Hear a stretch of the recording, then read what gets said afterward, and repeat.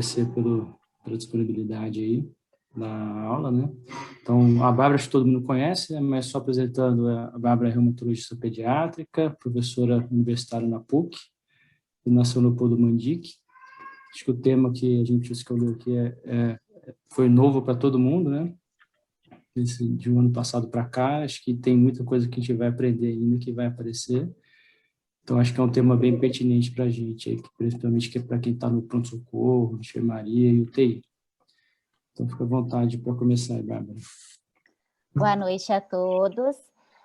Eu me sinto muito honrada e agradeço imensamente por essa oportunidade, né, de falar sobre um tema tão desafiador e tão atual, né? Então, eu gostaria de agradecer o convite, Giroto. É uma honra para mim estar aqui hoje. Tá. Então, vamos lá. Nós sabemos, né, que a maioria das crianças com infecção por SARS-CoV-2 é assintomática ou apresenta sintomas leves, né? Raramente nós ouvimos falar que as crianças são gravemente afetadas e as manifestações clínicas são diferentes dos adultos, né? Então, as crianças têm probabilidade muito menor de desenvolver a doença grave. Há um ano, mais ou menos, em abril do ano passado, a Sociedade de Pediatria do Reino Unido publicou um alerta falando de uma nova síndrome, né? Da síndrome inflamatória multissistêmica em crianças, também chamada de SIMP. A SIMP, ela é uma das manifestações de um estado hiperinflamatório que se associa à infecção pela Covid-19, né? E ela tem uma relação direta e proporcional com uma resposta imune ao vírus, né? E ela pode expressar de maneiras diferentes, né? Ela tem múltiplas faces que a gente fala. Então, nesse estado hiperinflamatório, a síndrome inflamatória multissistêmica, ela vai se assemelhar a algumas outras doenças, que são a síndrome de Kawasaki, a síndrome de choque tóxico e a síndrome de ativação macrofágica. Os pacientes com SIMP podem ter vários órgãos acometidos, como o coração, pele, os olhos, né? E a gente está falando de um estado hiperinflamatório, né? Então, os reagentes de fase aguda, eles estarão elevados. E essa síndrome acomete principalmente escolares e pré-escolares. A SIMP, ela aparece em torno de 2 a 6 semanas após a infecção pela SARS-CoV-2. A média é de 4 semanas após essa infecção. A imunopatogênese, ela não está totalmente elucidada, né? A gente verifica que tem títulos elevados de anticorpos anti-SARS-CoV-2 na maioria das crianças, mas algumas também mostram o PCR positivo, né? E ela pode acometer vários órgãos, é uma doença de múltiplas faces, né? Mas o principal determinante prognóstico é a manifestação cardiovascular, é o acometimento do coração, né? Normalmente essas crianças vão ter uma boa resposta ao tratamento com imunomoduladores, né? E aos anti-inflamatórios. E a SIMP tem uma taxa de mortalidade menor do que as formas adultas da Covid grave. Falando um pouquinho sobre epidemiologia, nós sabemos, né, que a maioria das crianças cursam com um quadro assintomático ou leve, né, geralmente tem algum sintoma como tosse, infecções virais, semelhantes às doenças sazonais, né, as doenças virais sazonais, muitas vezes passam até desapercebida. Então, eu coloquei aqui a incidência da doença grave, né? No Brasil, a incidência da doença grave é de 1,8%, tá? E ela se difere da incidência da SIMP. A incidência da SIMP é incerta, tá? E ela estima-se que seja menor do que 1% de todos os pacientes com infecção confirmada por SARS-CoV-2, tá? Ela pode ocorrer em qualquer idade, normalmente as crianças são previamente saudáveis, em escolares e adolescentes, uma média de 7 anos de idade, ela dá um pouco mais em meninos do que em meninas. E, quanto à etnia, acomete mais afrodescendentes, latinos e hispânicos. Então, o pico da SINP é de 4 semanas após os surtos de Covid-19. Embora algumas crianças atendam o diagnóstico para a doença de Kawasaki completa ou incompleta, a epidemiologia se difere, né? E eu vou falar mais profundamente logo mais para vocês sobre essa diferença entre as duas. E a epidemiologia da SINP também se difere daquela com doença aguda grave por Covid, que eu coloquei no slide anterior, né, em crianças. E uma coisa importante é que as crianças que têm Covid grave, normalmente têm comorbidades, e da SINP não, né? Então, essa é uma observação importante aí também, interessante para a gente ver. Vou começar a falar um pouquinho sobre a fisiopatologia da SINP. A fisiopatologia não é bem compreendida, há várias lacunas aí na elucidação dessa fisiopatologia, mas existem algumas... Para de me encarar, pô. Para de me encarar. Oi?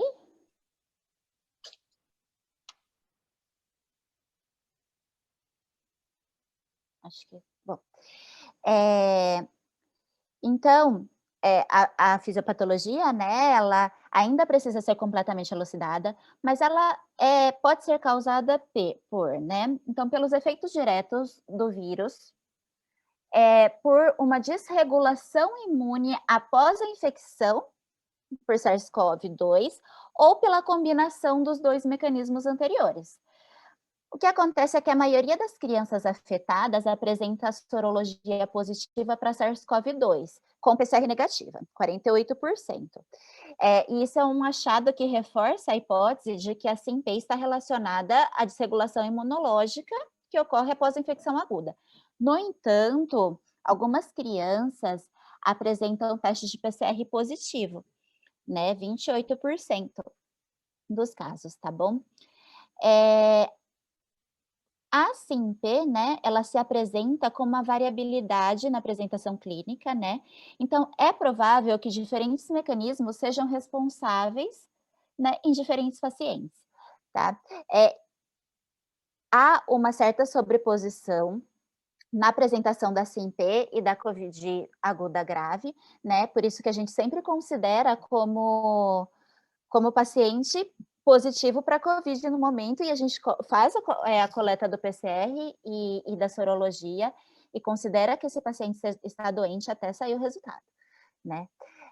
Existem dados limitados que caracterizam a histopatologia cardíaca em SINP, né? Então, a gente sabe de miocardite, pericardite, endocardite, caracterizada por infiltração de células inflamatórias, e já foi até mostrado o vírus no tecido cardíaco por microscopia eletrônica e PCR. E aí ficou, né, será que é uma COVID aguda grave ou será que é uma SINP, né? Essa é uma das propostas que poderiam explicar, né, a fisiopatologia, tá? Então, num indivíduo geneticamente suscetível, exposto, né, então infectado pela SARS-CoV-2, esse indivíduo ele vai produzir anticorpos, né, contra o vírus. E aí, esses anticorpos, eles podem, por uma reação cruzada ou por mimetismo mesmo celular, ele pode se ligar a receptores de células macrófagos e neutrófilos, que irão secretar citocinas, desenvolvendo a síndrome inflamatória multissistêmica, né? Então, os sintomas de febre, os sintomas Kawasaki-like, né, de injeção, hiperemia conjuntival, alteração de mucosa oral, rush maculopapular, o edema e eritema em mãos e pés e a descamação periungueal, né? Esses são os sintomas semelhantes a Kawasaki.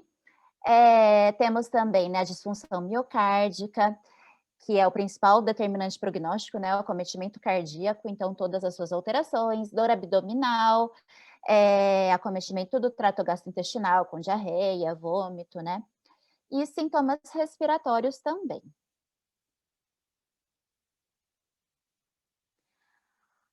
As manifestações clínicas, normalmente se iniciam, o período é variável, né, em torno de 2 a 6 semanas após a infecção aguda, numa média de 4 semanas, e o tempo entre a infecção aguda e o início dos sintomas, ele pode ser desconhecido, porque muitas vezes a criança estava assintomática no momento da infecção aguda, ou ela teve contato com alguém doente, mas ela ou teve sintomas leves que passaram desapercebidos, né? Então, esse paciente vai iniciar os sintomas, então, de 2 a 6 semanas, e eles terão diferentes apresentações clínicas, né? Normalmente acomete 2 ou mais órgãos, e o que tem em comum a todo paciente é a febre persistente. Uma febre com mais de 4 dias aí. Sobre os sintomas, a febre esteve presente em 100% dos pacientes sempre, então é o sintoma mais comum, né? Sintomas também gastrointestinais são muito comuns, como dor abdominal, vômito, diarreia. Temos também as erupções cutâneas, conjuntivite, sintomas neurocognitivos, sintomas respiratórios, odinofagia, mialgia, edema de mãos e pés e linfadenopatia. Crianças com SINP podem evoluir para choque, né? A gente tem aí de 32% a 70%, 76% dos pacientes, né?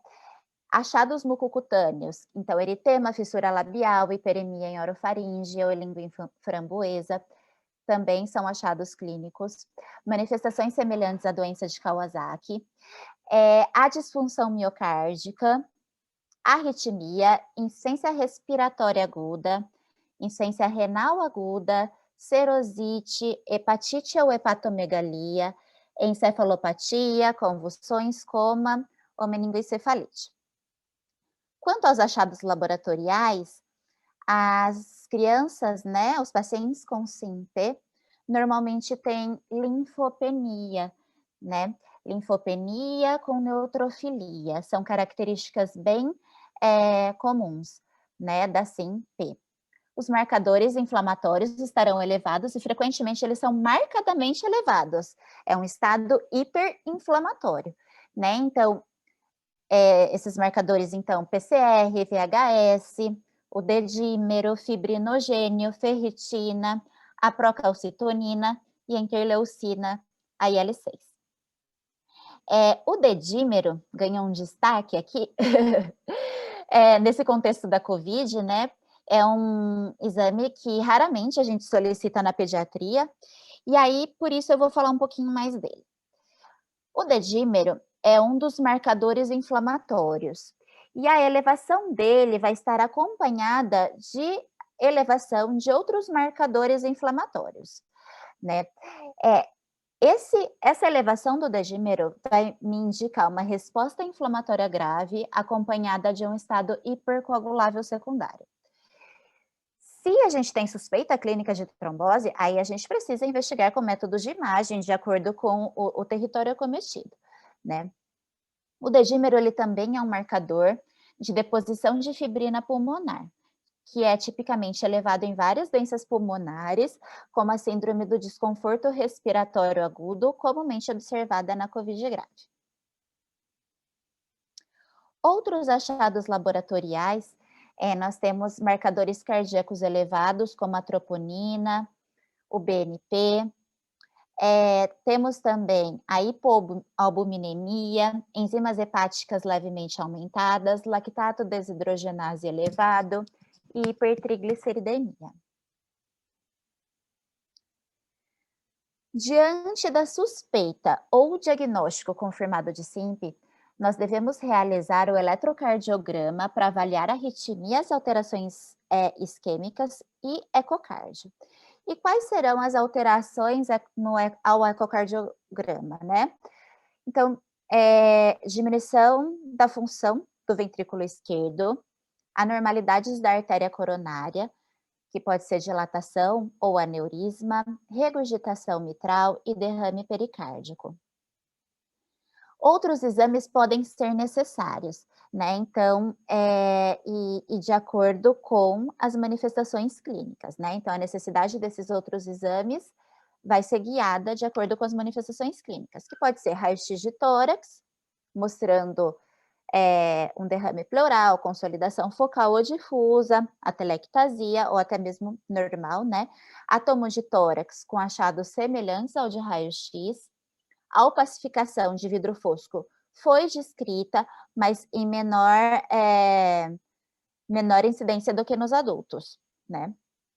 Imagem abdominal, ultrassom ou tomografia podem evidenciar líquido livre, ascite, inflamação intestinal e mesentérica, ileite terminal, adenopatia, adenite mesentérica e edema pericolicístico.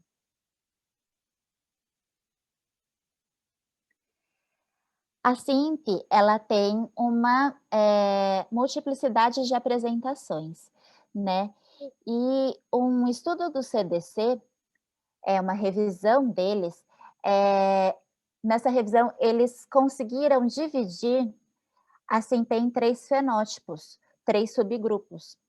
E isso nos ajuda até no manejo e no tratamento, né? Então, esses 3 fenótipos são, então, a SIMP leve, que são aqueles pacientes que apresentam febre e sintomas leves, cefaleia, fadiga, marcadores inflamatórios elevados, mas sem sinais de comprometimento multissistêmico e sem manifestações de doença de Kawasaki. Os Kawasaki-like, que são aqueles pacientes que preenchem os critérios para doença de Kawasaki, seja a Kawasaki incompleta ou a Kawasaki clássica, né? E também temos o terceiro grupo, que é a SIMP isolada ou sobreposta à doença de Kawasaki, que são aqueles pacientes que apresentam uma ou mais dessas seguintes manifestações, que são choque, envolvimento cardíaco ou outras manifestações graves, que vão necessitar de admissão em unidade de terapia intensiva. Aqui eu coloquei para vocês essa tabela, que ela compara a SIMP, né, aqui está como MIS-C, que é o modo que é chamado lá nos Estados Unidos, ela compara com outras doenças autoinflamatórias, né, outras doenças, desculpa, que têm esse caráter inflamatório e são semelhantes.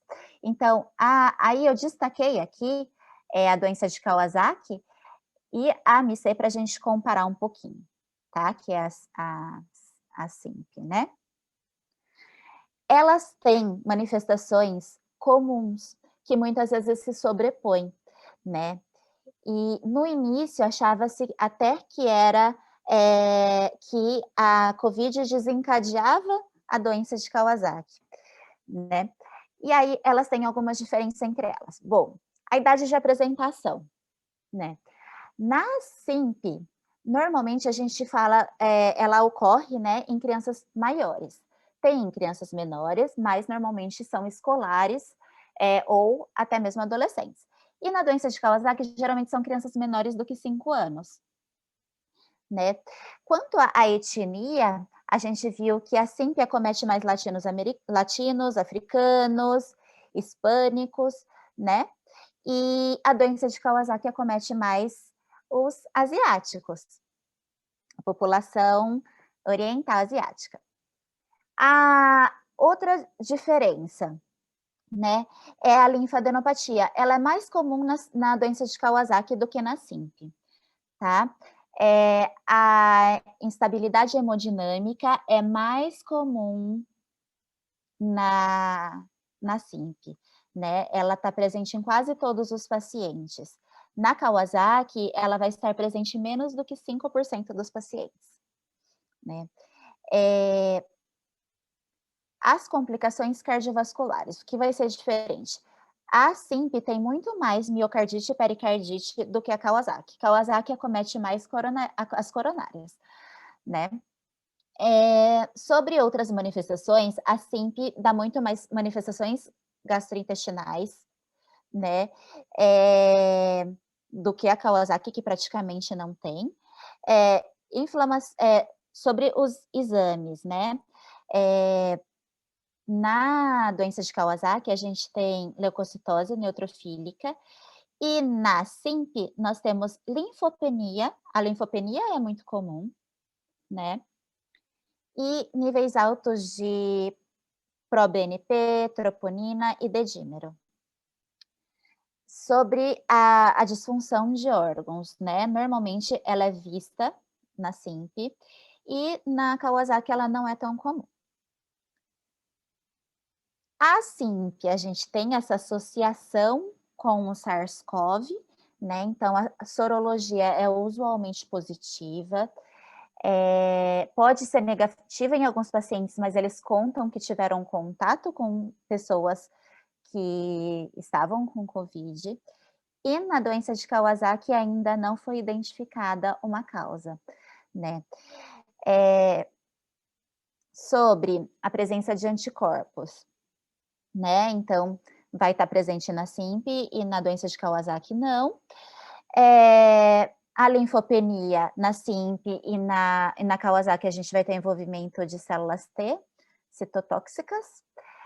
E o tratamento é bem parecido, inclusive o tratamento da SIMP, ele é baseado no tratamento da Kawasaki. Mas elas têm muitas semelhanças entre si, né? Então, a gente conversou, eu falei com vocês aqui que eles têm acometimento, aqueles clássicos, né, da Kawasaki, que é a hiperemia conjuntival, alteração de mucosa oral, edema e eritrema de extremidades, a descamação periungueal, né, a febre persistente, alteração das provas inflamatórias, né? Mas existem algumas diferenças ainda. O diagnóstico é um desafio, né? Porque a gente está falando de uma doença inflamatória e multissistêmica, que tem múltiplas faces. Ela deve ser manejada por um time de especialistas, além do pediatra geral. É muito importante que o pediatra geral ele saiba reconhecer esses pacientes. Isso vai ser muito importante para o prognóstico e para a evolução do paciente, né? Então, ele vai ser a porta de entrada, né? Vai ser a primeira pessoa que o paciente vai ter contato. Mas, para esse diagnóstico, a gente precisa dos intensivistas, né? Pela gravidade do caso, dos cardiologistas pelo acometimento cardíaco, dos infectologistas, do reumatologista pediátrico. E por quê, né? Por conta da experiência no tratamento e acompanhamento de pacientes com doenças inflamatórias e no uso de drogas imunobiológicas e imunossupressoras. Outros especialistas também são essenciais no manejo desses pacientes, dependendo da apresentação e da gravidade, né? Então, hematologistas, nefrologistas, gastroenterologistas. Foram propostos alguns critérios diagnósticos para a Covid-19. Os mais utilizados são o da OMS e o do CDC. Aqui no nosso serviço, a gente utiliza os critérios da OMS como critérios diagnósticos de SIMP.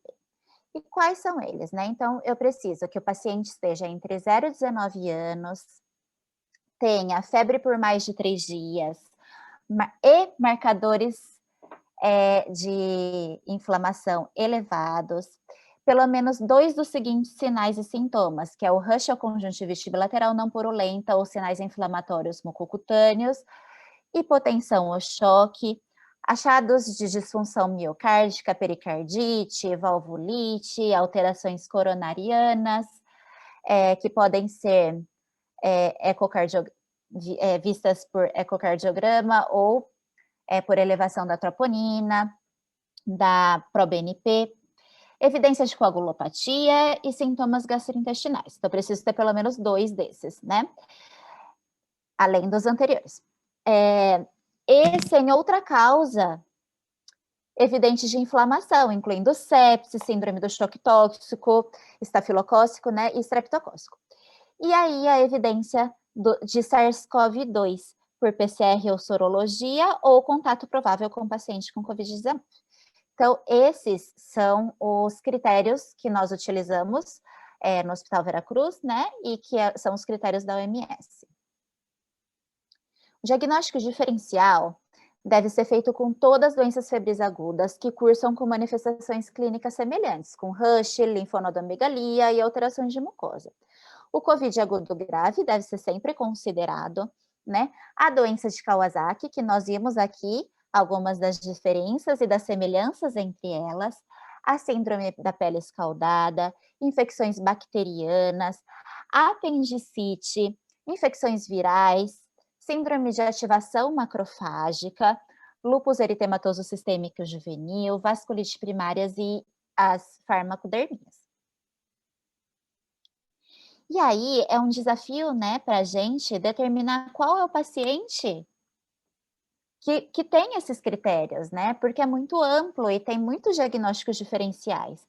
Então, tem um fluxograma para a investigação da CIMP, esse é o que a gente utiliza, né? E eu vou falar um pouquinho sobre eles, sobre esse fluxograma com vocês. Então, vamos lá.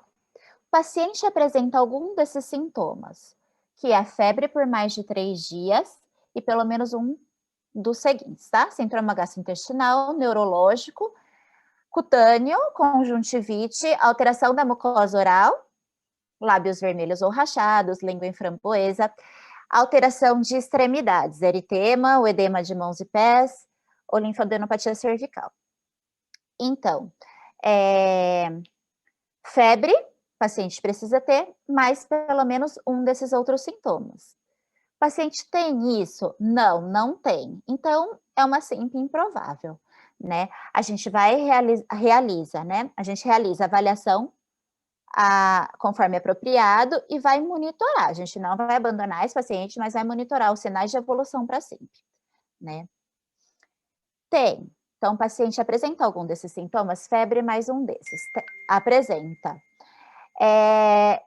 Se o paciente apresenta, a gente vai ver se ele tem manifestações graves. Quais são essas manifestações? Então, sinal de choque, disfunção cardíaca, outras manifestações que indicam uma gravidade, como hipotensão, comprometimento de perfusão periférica, né? Depressão neurológica, dispneia, taquipneia, ritmo de galope, arritmia e estertoração. O paciente tem indício de doença grave, de manifestações mais severas? Vamos aqui primeiro para o não, tá? Então, a gente vai vir aqui para essa chave do não. Não, não tem. Ele tem critérios para doença de Kawasaki completa ou incompleta? Então, aqui está a pergunta. Tem critérios para doença de Kawasaki completa ou incompleta? Não, ele não tem. Se o paciente não tem, a gente vai realizar uma investigação mais limitada, com hemograma, PCR, que é proteína C reativa, aqui nesse caso, tá? E velocidade de hemossedimentação, eletrólitos, ureia creatinina, haste-alt, PCR e sorologia para SARS-CoV-2 e avaliar outras causas para febre. Então, NS1, né? Pensando, por exemplo, na dengue, urina urocultura, hemocultura, painel viral, streptoa, sorologias. Isso de acordo com a clínica, tá?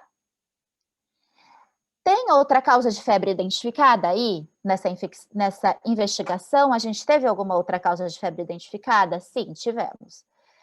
Então, é pouco provável que seja SIMP, né? A gente vai realizar a avaliação adicional e o tratamento para etiologia específica, né? E monitorar esse paciente para sinais de evolução para SIMP. Isso se o paciente teve outra causa de febre identificada. Não, ele não teve. Não teve outra causa de febre identificada. O PCR é elevado? Não, o PCR não é elevado. Então, é pouco provável que seja SIMP. A gente realiza a avaliação adicional e tratamento para etiologia específica, que esse paciente pode ter, né? E a gente vai monitorizar para sinais de evolução para a SIMP. Tem o PCR elevado, então aqui, tem o PCR elevado, proteína C elevada. A gente vai realizar uma avaliação adicional, que vai incluir que vai incluir, então, VHS, ferritina, albumina, desidrogenase lática, urina 1, o estudo de coagulação, né? Então, coagulograma, fibrinogênio, dedímero, a troponina, BNP, eletro, hemocultura, raio-x de tórax, ecocardio e ultrassom e tomo de abdômen de acordo com a manifestação clínica, tá? Então, agora a gente vai voltar lá para o início e eu vou vir aqui, ó, eu perguntei, né, o paciente tem manifestações graves? A gente foi para essa chave aqui do não tem, né? Agora a gente vai para a chave sim, ele tem manifestações severas. Ele tem manifestações severas.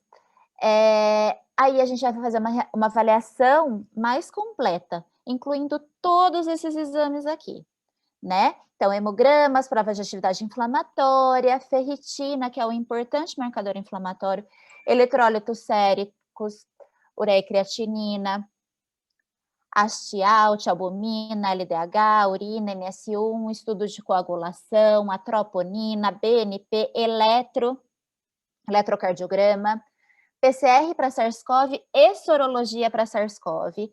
Então, lembrar que apesar de normalmente ocorrer após a infecção, alguns pacientes podem ter o PCR positivo. Então, tem que fazer em todos os pacientes, né? Hemocultura, raio-x de tórax, ecocardiograma, ultrassom e tomo de abdômen de acordo com a manifestação clínica. Então, a gente vai fazer essa avaliação completa, incluindo todos esses exames, e o paciente vai ser internado, ficar em isolamento respiratório até que saia o PCR, né? Vai ter um suporte hemodinâmico de acordo com o tipo de choque, antibiótico-terapia empírica para os casos selecionados e o tratamento das manifestações inflamatórias. Eu vou falar mais adiante sobre elas para vocês. Então, vamos falar um pouquinho sobre o tratamento. Nos pacientes com SIMP, a internação é feita mesmo que o sintoma do paciente seja relativamente leve no início. Nós internamos, mesmo que seja só para fazer a coleta dos exames e o acompanhamento da evolução, tá? Por quê? Porque esses pacientes podem piorar seu estado clínico à medida que a doença progride. E para que a gente não perca esse paciente e que a gente já pegue na evolução, quando ele já está mais grave, a gente acaba internando e acompanhando todos os pacientes, tá? No tratamento também é importante os cuidados multidisciplinares, que até já comentei aqui anteriormente, né? Que é uma doença multissistêmica e o cuidado requer a coordenação de especialidades. Então, infectologistas, cardiologistas, intensivistas, hematologistas e reumatologistas. E aí, no tratamento, a gente precisa fazer o controle da infecção, que esse controle inclui identificar e isolar os pacientes com suspeita de Covid-19, né? Então, os pacientes são isolados até que saia o resultado do PCR e para que tenha o controle da infecção, né? O suporte hemodinâmico, então é importante o reconhecimento dos sinais de choque. E o manejo da SIMP, ele evoluiu ao longo da pandemia, né? A maioria das crianças é tratada inicialmente com imunoglobulina, ácido acetilsalicílico em dose anti-inflamatória ou antiagregante plaquetária, a gente vai falar um pouquinho mais adiante, e corticosteroides. Intervenções adicionais vão depender da gravidade da doença e dos achados e resposta à terapia inicial. Lembrar que a gente precisa coletar a sorologia antes de fazer a imunoglobulina. E qual a dose dessa imunoglobulina, né? A dose é de 2 gramas por quilo, assim como na doença de Kawasaki, né? Em uma única infusão, uma infusão lenta. Ainda no tratamento, o quadro clínico da CINP, ele pode ser semelhante ao da sepse. Então, em alguns casos, nós fazemos antibiótico terapia empírica, porque até a gente excluir a coinfecção, pode ser que esse antibiótico seja necessário. Terapias adjuvantes. Então, assim, os riscos e os benefícios dessas terapias adjuvantes são incertos ainda, e eles são recomendados normalmente para pacientes que são refratários à terapia convencional. Quais são essas terapias, né? Então, a gente tem os inibidores de interleucinas, 1 e 6, aqui no Brasil a gente tem mais das 6, né? E o plasma, tá? Então, plasma convalescente. Terapia antitrombótica. A terapia antitrombótica é feita pelo risco de complicações trombóticas, que pode ser feita por anticoagulação ou, né, antiagregante plaquetário. Aspirina a gente usa para todos os pacientes, aspirina em baixas doses, que é a dose antiagregante plaquetária, 3 a 5 miligramas por quilo por dia. Alguns pacientes devem receber anticoagulação terapêutica além da aspirina. E aí é importante lembrar, antes de dar AS para todos, que esse AS deve ser evitado se o paciente tiver sangramento ativo, risco hemorrágico ou plaquetopenia.